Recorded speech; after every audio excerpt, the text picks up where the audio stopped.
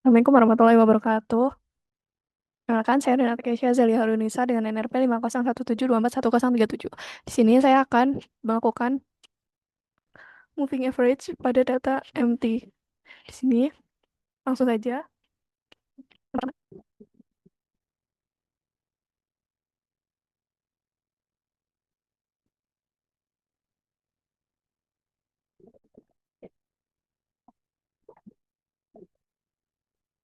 jalan.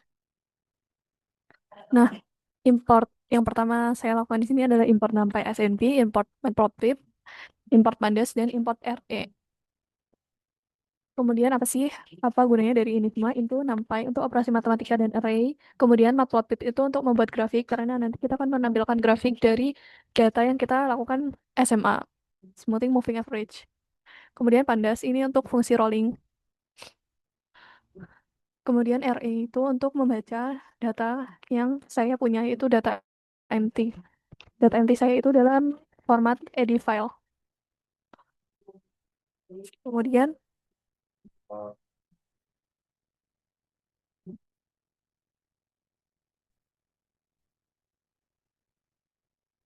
kemudian di sini saya akan melakukan konfigurasi file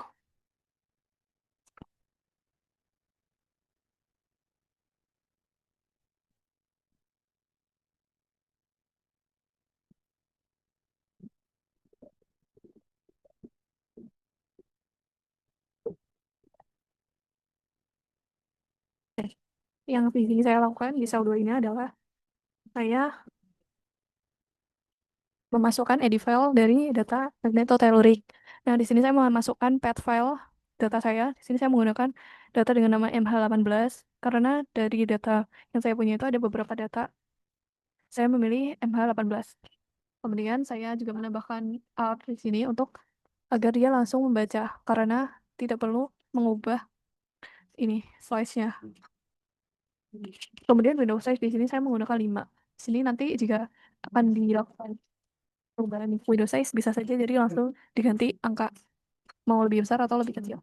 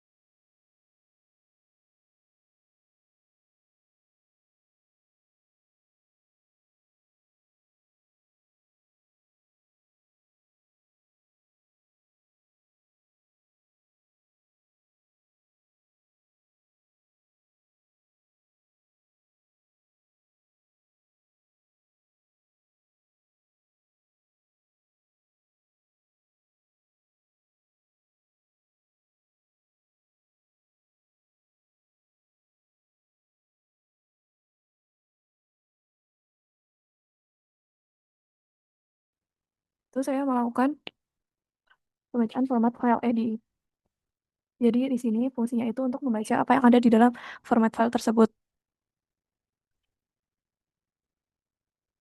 Di sini ada fungsi research yang digunakan untuk mencari blok yang namanya sesuai dengan tag yang dimasukkan di sini. Kemudian refinder itu untuk mengekstrak angka dengan fungsi numerik, eh, dengan format saintifik. Hasilnya nanti kemudian diubah menjadi array NumPy. Nah, kemudian setelah fungsi ini dibuat, langsung kemudian dipanggil 3 kali, yaitu frekuensi, row XY, row YX. Di sini frekuensi adalah array frekuensi dalam hash, kemudian row XY, apparent resistivity, komponen XY, satuannya ohmmeter, kemudian apparent resistivity, komponen YX, dengan satuan ohmmeter juga. Kemudian periode 1 per frekuensi ini itu konversi ke periode dalam detik. Karena kurva MT itu biasanya ditampilkan terhadap periode. Oke, langsung di running. Nah, ini adalah hasilnya. File saya di sini, path-nya. Kemudian frekuensi range, periode range.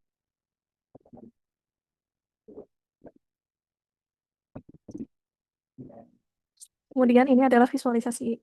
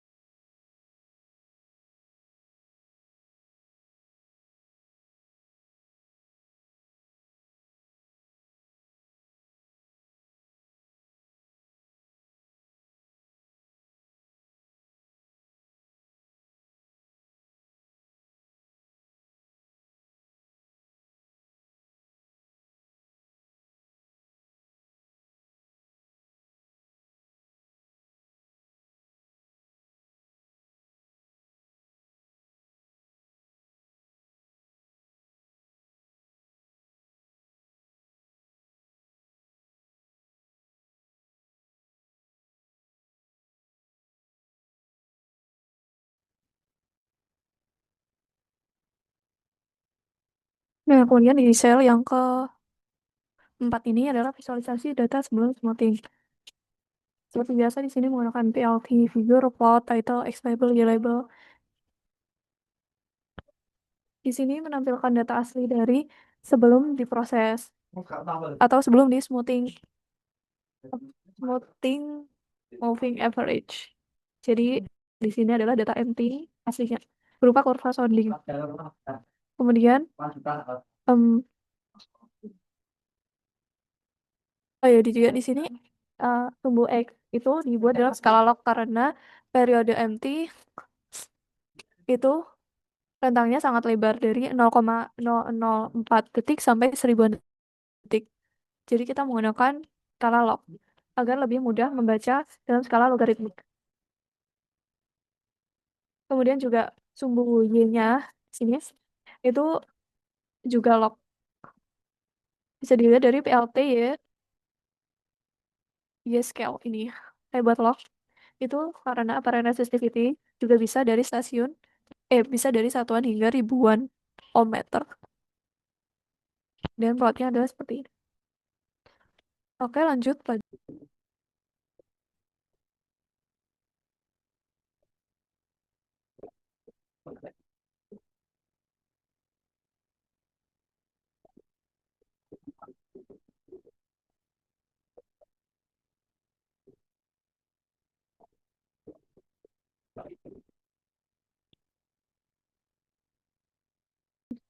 sel kelima ini saya melakukan sama persis seperti yang dilakukan di dalam kelas, yaitu hanya variabel inputnya itu saya ganti dari data simulasi ke data MT yang saya gunakan.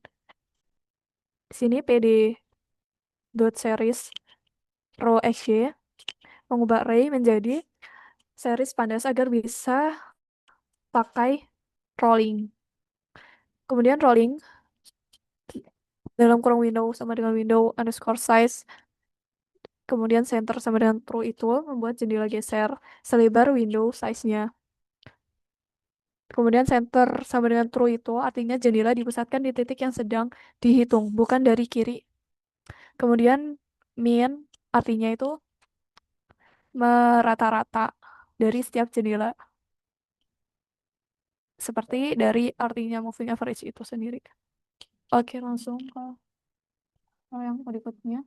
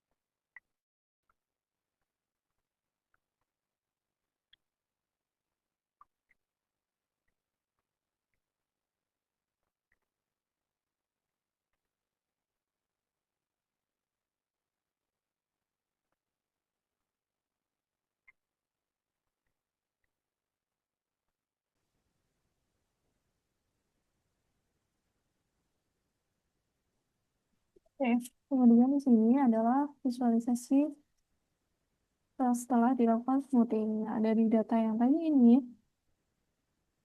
ini tuh dilakukan smoothing moving average dengan window size 5. Di awal tadi kita sudah melakukan konfigurasi window size saya yang saya gunakan adalah 5. Nah, setelah dilakukan moving average itu dia terlihat ada perbedaan dari data observe, data asli dengan data yang sudah dilakukan smoothing moving average atau SMA. Nah, data asli itu trend kurva apparent sensitivity-nya dengan data yang sudah di smoothing ini, kurva apparent-nya itu terlihat jauh lebih bersih. Fluktuasi kecil itu kemungkinan ada yang menghilang. Dan juga karena dilakukan SMA, itu dia sedikit memendek. Bisa terlihat di sini dari data aslinya itu dia memendek. Karena semakin kita menambahkan nilai SMA, itu akan semakin tinggi juga. Semakin memendek juga kurvanya.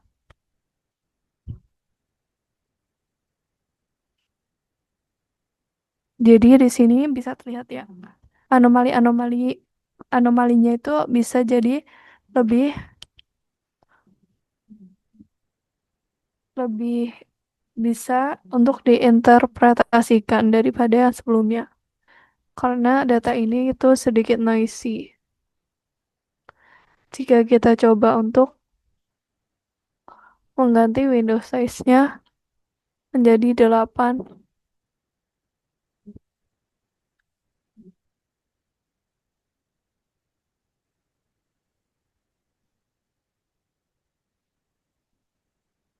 Nah, itu lebih pendek lagi jika digunakan 10.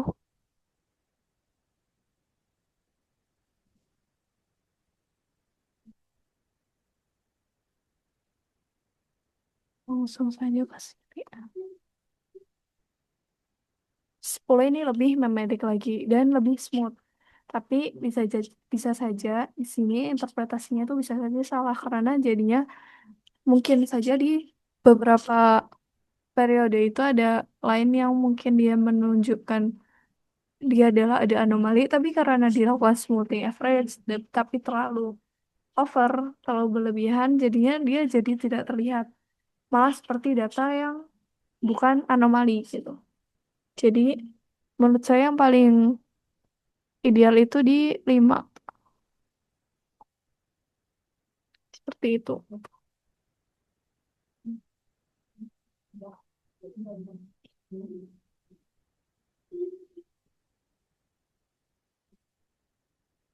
Oke, ini adalah yang saya lakukan dengan data MT.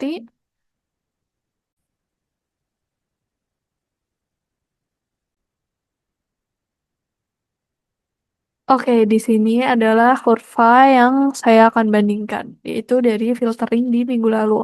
Dan dengan data yang sama, tapi saya lakukan filtering dengan Butterworth. Saya di sini mengambil yang LPF, Low Pass Filtering. Dan di situ ada sedikit lonjakan vertikal tajam di area periode ini.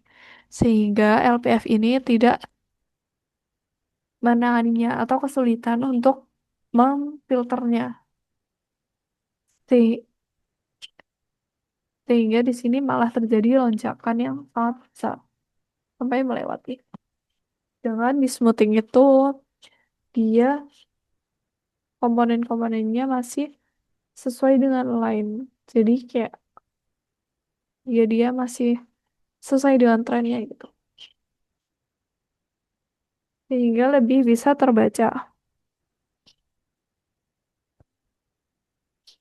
Bisa disimpulkan juga bahwa LPF ini bermasalah untuk di periode panjang. Dan di LPF ini tidak stabil untuk yang YX. Dan terjadi lonjakan. Seperti itu. Nah, oke, saya akan melanjutkan pada SP. Oke, di sini saya akan langsung melakukan moving average pada data SP, self potential.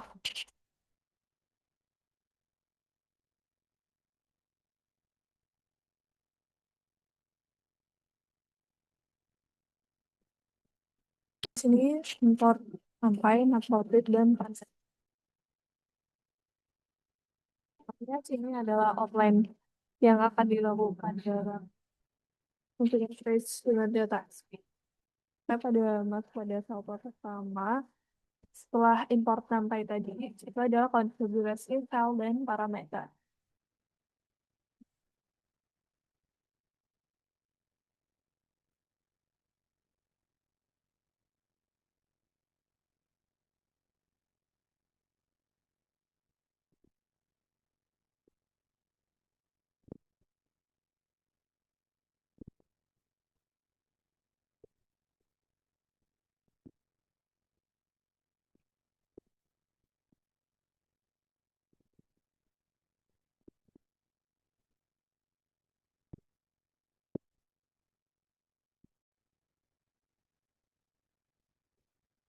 Oke, ini adalah konfigurasi file dan parameter.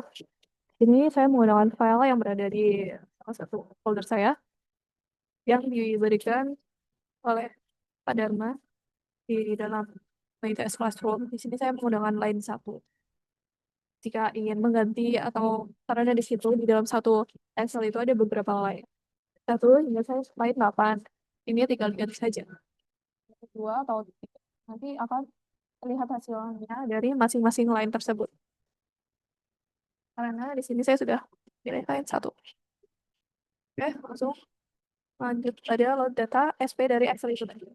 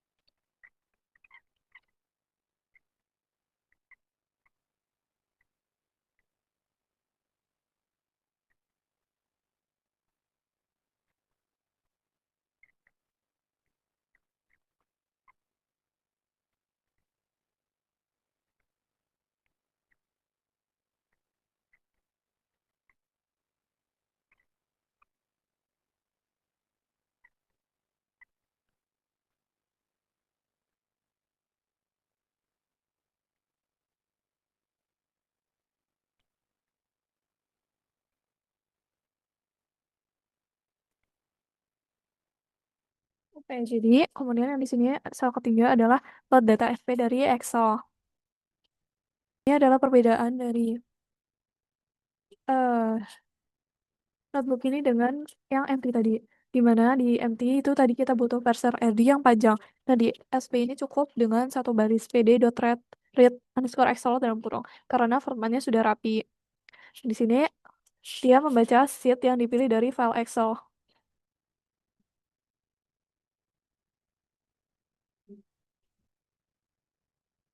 Either sama dengan non itu karena file tidak punya baris judul kolom. Langsung data angka semuanya. Jadi di file SP itu yang saya dapatkan langsung ada angka-angka di kolom-kolom seperti itu.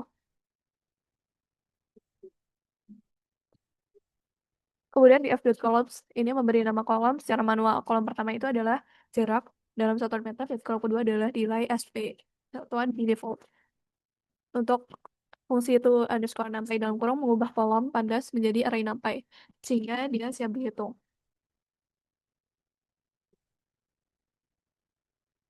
Nah, di sini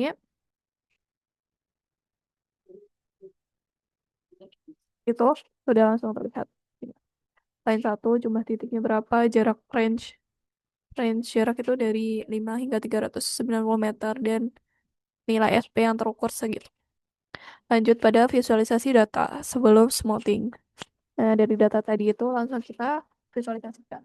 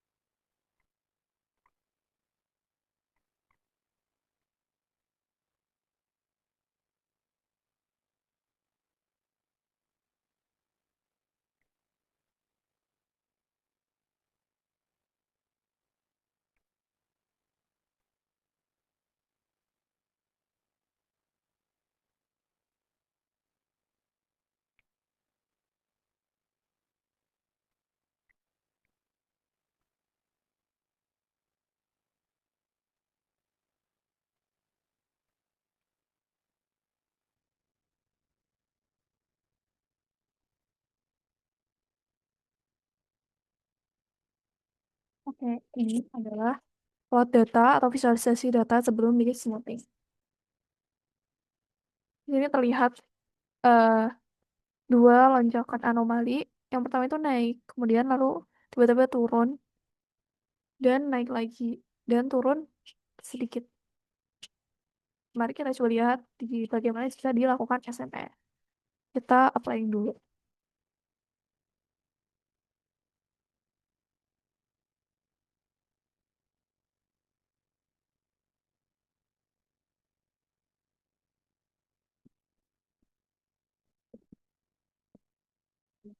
Ini merupakan kode ya, bisa ditemukan kode intinya. Karena tujuan kita adalah untuk moving average.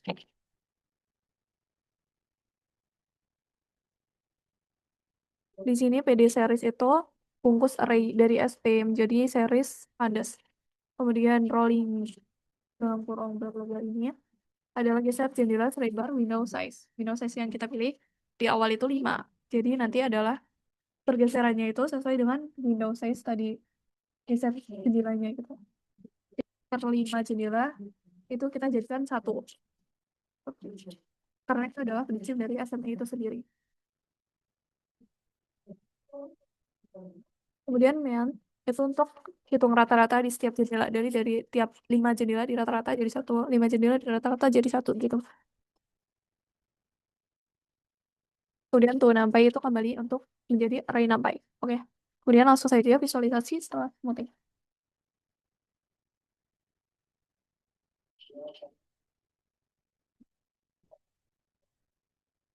Ya, mungkin langsung menyalin ini. Ada mungkin beberapa yang akan dirubah. Sini plot after smoothing. Fix size-nya masih sama. Ini mungkin warnanya akan saya rubah menjadi light. Di sini saya juga akan nanti menampilkan seperti ada dua garis atau dua kurva dalam satu gambar. Jadi nanti akan terlihat bedanya gitu dari sebelum di smoothing dan setelah di smoothing atau setelah di moving average.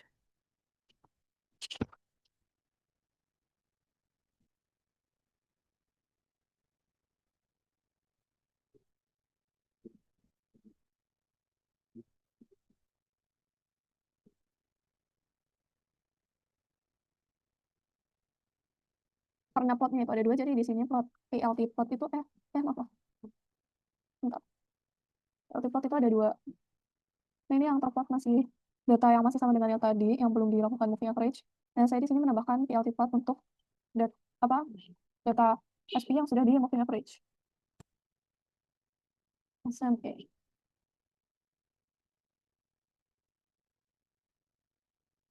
Ini adalah warna green. Hmm,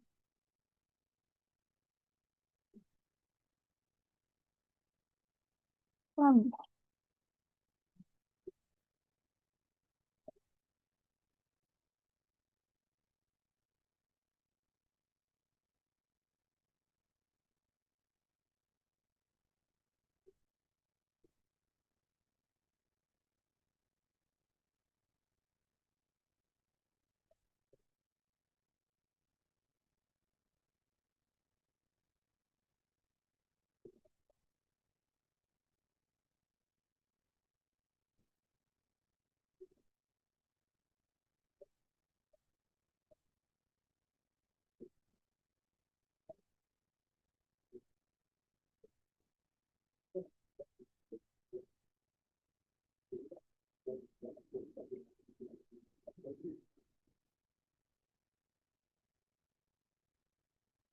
Oke, langsung kita kan.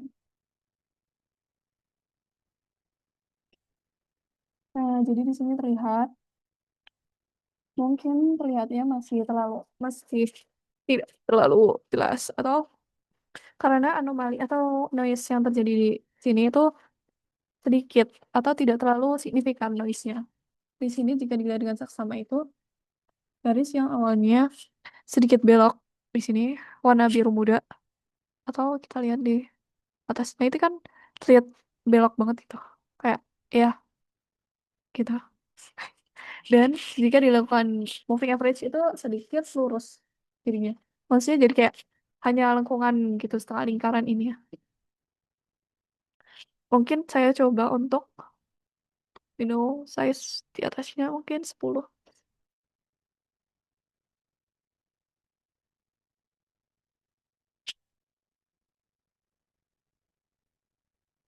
Nah, di sini bisa lebih terlihat lagi nih. Yang awalnya di sini ada seperti puncak di sini, itu jadi kayak langsung naik, turun, dan naik lagi. Jadi kayak di sini anomali yang sangat terlihat jelas itu ada dua, sini dan sini. Jadi jika dilakukan moving average seperti yang dibahas di kelas, itu garis plotnya itu akan semakin pendek jika terus semakin besar. Jadi berbanding terbalik antara window size dengan panjang plot. Lalu, nah mungkin, ah ini adalah kesimpulan yang bisa saya ambil jika dilakukan smoothing pada data SP di sini, yaitu di sini jika dilakukan window size yang kecil seperti coba saja lagi tiga, oke ya, langsung ke sini saja, paling SMP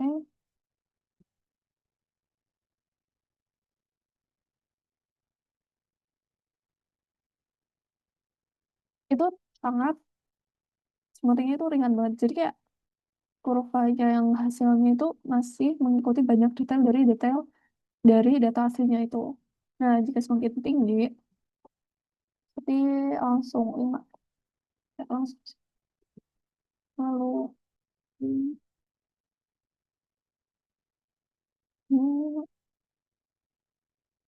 Nah, di sini tuh masih sedang dan enggak, ya ada perbedaan, tapi mungkin sedikit masih lebih halus yang dengan SMA daripada data yang asli tadi. Jadi kayak sedikit halus lagi gitu. Dan jika di 10 itu menurut saya smoothingnya kuat.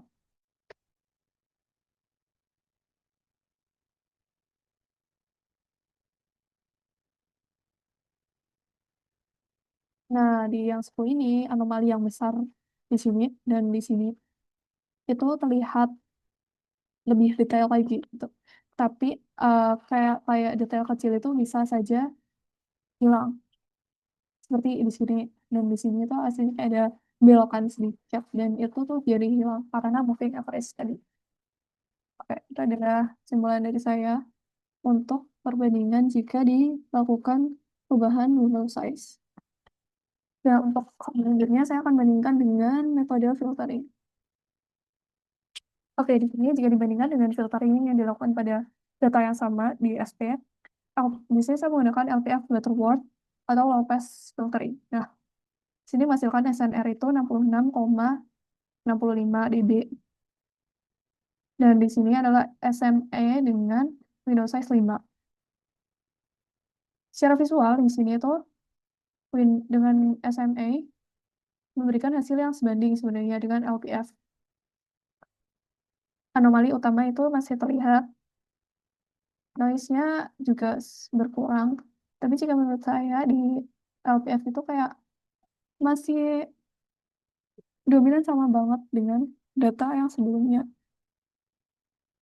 Nah, tapi keunggulan dari SMA ini, dia itu lebih sederhana daripada LPF.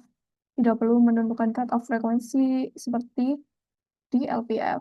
Cukup hanya mengatur window size saja. Dan hasilnya itu langsung dievaluasi secara intuitif. Oke, mungkin sekian eh, penjelasan dari saya. Apabila ada salah kata dan kalimat atau salah dalam hal praktek di sini, saya mohon maaf yang sebesar-besarnya. Sekian dan terima kasih.